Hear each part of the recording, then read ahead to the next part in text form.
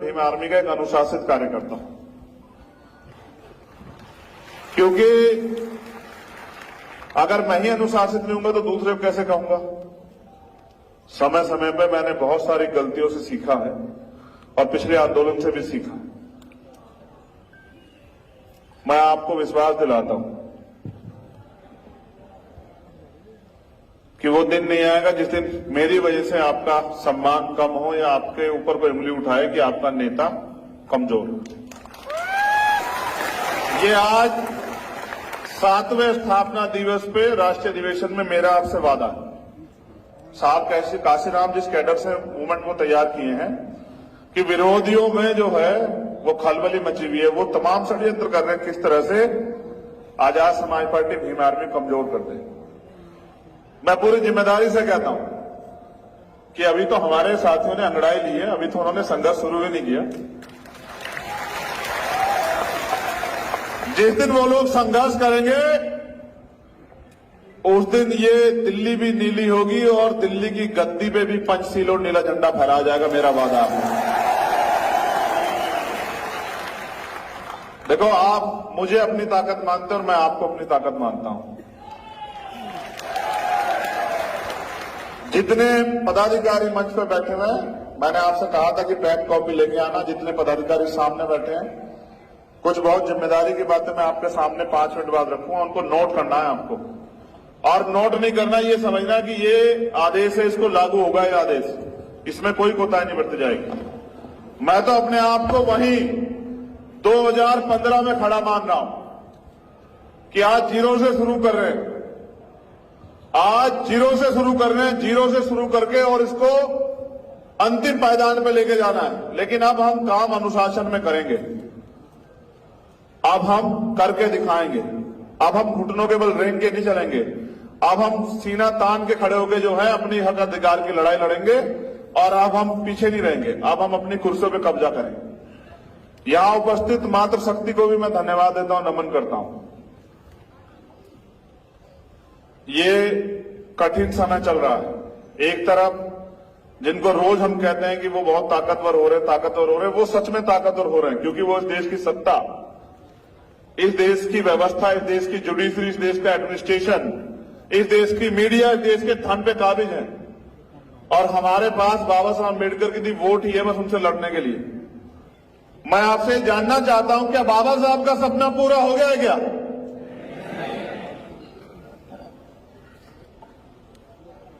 तो बाबा साहब का सपना पूरा करने के लिए आप लोग क्या कर रहे हैं?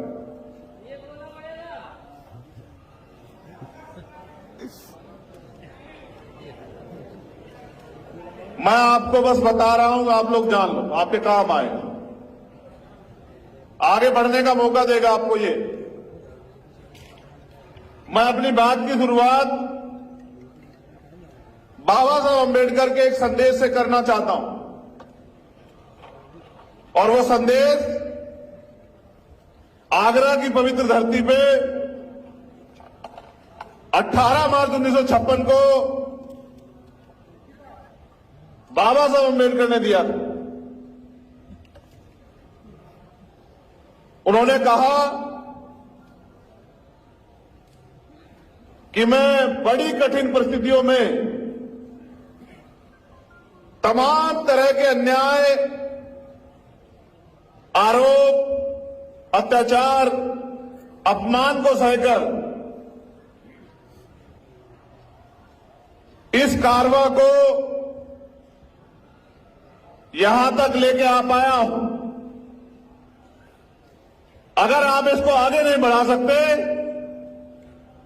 तो इसको पीछे मत जाने देना। उन्होंने ये भी कहा कि मुझे मेरे पढ़े लिखे लोगों ने धोखा दिया। उन्होंने उसके बाद जो कहा वो बहुत महत्वपूर्ण है, और उन्होंने कहा कि अब मैं बूढ़ा हो चला हूं, परेशान रहता हूं, मुझे नींद नहीं आती। मैं अपने जब चारों ओर देखता हूं तो मुझे एक भी नौजवान नहीं दिखाई देता जो इस तंबू का बंबू बनके इस आंदोलन को आगे ले जा सके। ये बात बाबा साहब अम्बेडकर 56 में कह रहे हैं। कब कह रहे हैं? 56 में। और किनके बीच में कह रहे हैं? ये बात बाबा साहब अपने उन अनुयायियों को भी कह रहे हैं जो उनके साथ काम कर रहे थे। ये सिर्फ समाज को नहीं कह रहे हैं, ये बात बाबा साहब अम्बेडकर अपने अनुयायियों, अपने सहयोगियों को भी कह रहे हैं। वो उनको भी आईना दिखा रहे हैं कि आज मुझे मेरे चारों ओर कोई एक भी नौजवान ऐसा दिखाई नहीं देता जो इस आंदोलन रूपी तंबू का बंबू बनके इस आंदोलन को आगे बढ़ा सके। यानी कि जो साथी उस समय काम कर रहे थे बाबा साहब के साथ, बाबा साहब उन पे भी भरोसा नहीं कर पा रहे थे कि इसको आगे बढ़ा देंगे। वो कहते अगर कोई ऐसा नौजवान खड़ा हो जाए और इस आंदोलन को आगे बढ़ाए तो मैं भी चैन से मर सकूं। वो इस देश के नौजवानों से आह्वान करते हैं कि उठो, जागो। अपने लिए तो पशु पक्षी भी जी रहे हैं, श्रेष्ठ जीवन जीना है तो समाज के लिए जियो। आज भीम आर्मी वही तो कर रही है। आज अगर पूरे देश में के अन्याय होता है तो पुलिस से पहले किसको आम आदमी याद करता है बताओ? भीम आर्मी को। और जिसकी पुलिस से भी उम्मीदें खत्म हो जाए वो किससे उम्मीद करता है? जिसकी सरकार से भी उम्मीद खत्म हो जाए वो किसके संघर्ष से उम्मीद करता है? और ये मेरी ताकत नहीं है, ये इस मंच की ताकत नहीं है, ये ताकत है उस कोने में और वहां सामने बैठे हर एक कार्यकर्ता की, जो न दिन देखता है, न रात देखता है, न सुबह देखता है, न शाम देखता है, न धूप देखता है, न बारिश देखता है, न भूख देखता है, न प्यास देखता है। बस उसको एक आदेश या एक जानकारी मिली होती है कि मेरे समाज पे, इस बहुजन समाज पे अत्याचार हुआ है, फिर उसको रोकने वाली ताकत जो है वो फिर सरकार के पास नहीं है। इसी क्रम में यहां सीएचए के भाई बहन भी आए हुए हैं मेरी जानकारी में। जो लोग राजस्थान सीएचए के जो भाई बहन हैं वो मेरे सामने वो भी आए हुए हैं और उन्होंने मुझसे कहा था कि भाई सरकार हमारी बात नहीं मान रही है, आपको हमारा साथ देना होगा। मैंने उनसे वादा किया था कि हमारा अधिवेशन खत्म हो जाने दो, इस राजस्थान सरकार की भी अकल ठीक करने का काम भीम आर्मी के लोग करेंगे।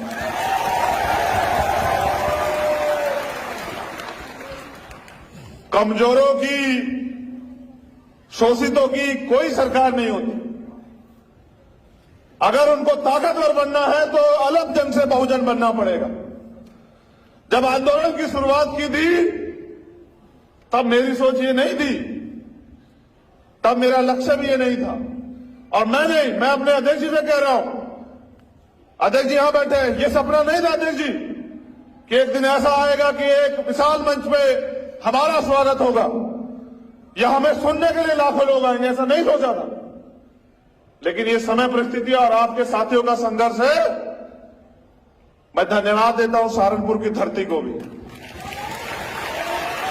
वहां के एक साथी को पुराने, आज जो हमारे बीच नहीं है, मैं उनका भी धन्यवाद करता हूं कि उन्होंने भी कहीं ना कहीं इस आंदोलन को मजबूत किया।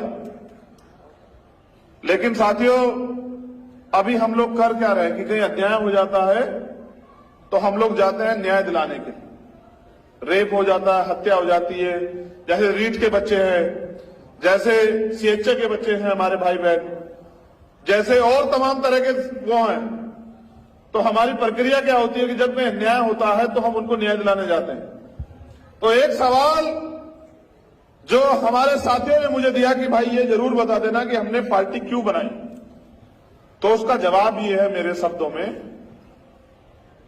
आप सब लोग यहां उपस्थित है, 22-23 स्टेट की टीम के रिप्रेजेंटेटिव, प्रदेश अध्यक्ष या कोई साथी यहां मौजूद है। तो आप ये बताओ कि जब भीम आर्मी ईमानदार से लड़ाई लड़ती है और जब भीम आर्मी के साथियों के साथ कोई मुसीबत आती है तो कोई पार्टी है ऐसी जो आपके लिए लड़ती हो?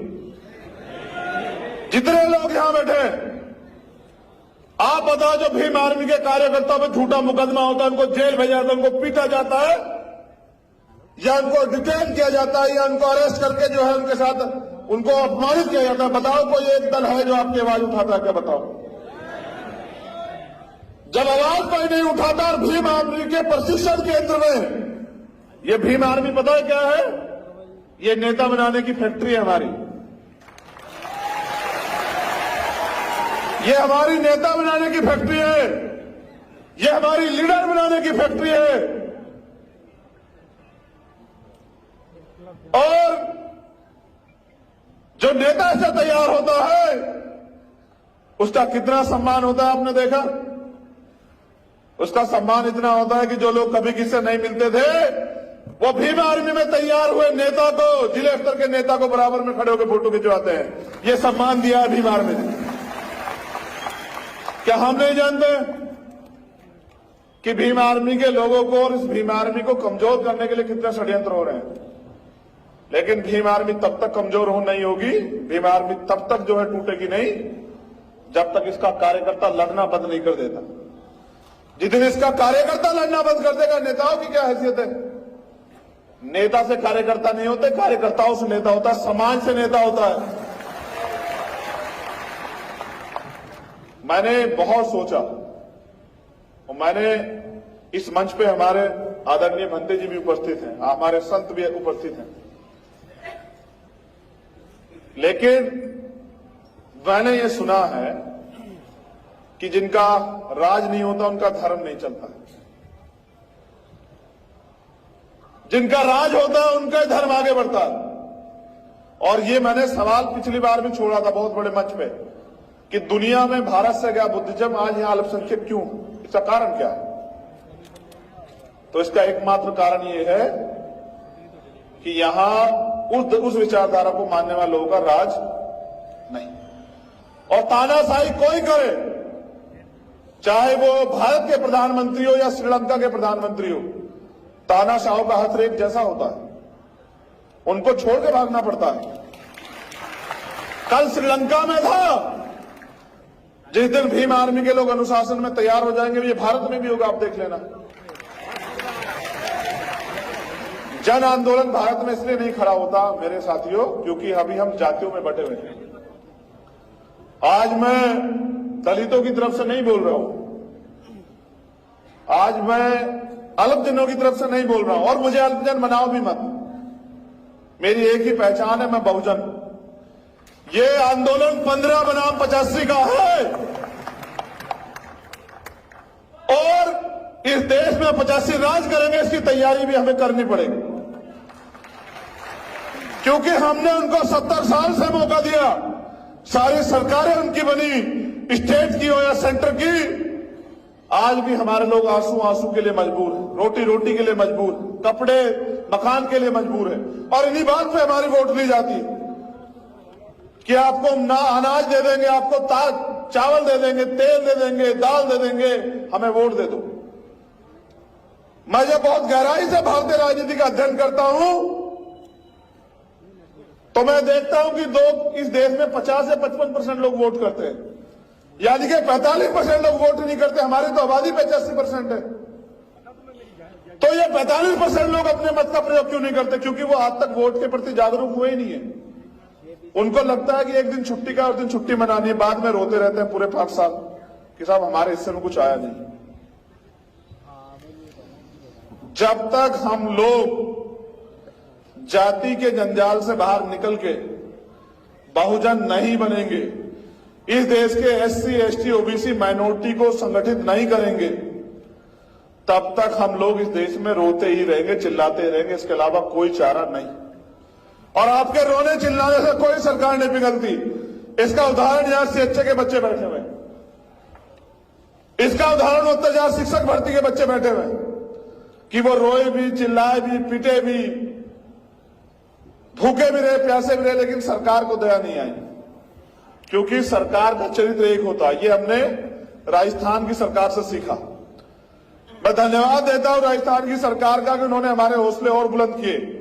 और मैं अपने राजस्थान के प्रभारी और उनके नेताओं को, जो राजस्थान प्रदेश के भीम आर्मी आजाद समाज पार्टी, कहना चाहता हूं कि अगर अब भी वो दोबारा से वो सरकार सत्ता में आई तो फिर वो अपमान बरकरार रहेगा जो अपमान उन्होंने जो है इस बार हमें सूद समेत दिया है, उसका भी इंतजाम आप लोगों को करना पड़ेगा। साथियों, जब तक हम लोग कैडराई नहीं थे तब तक हम लोग क्राउड थे, भीड़ होती है।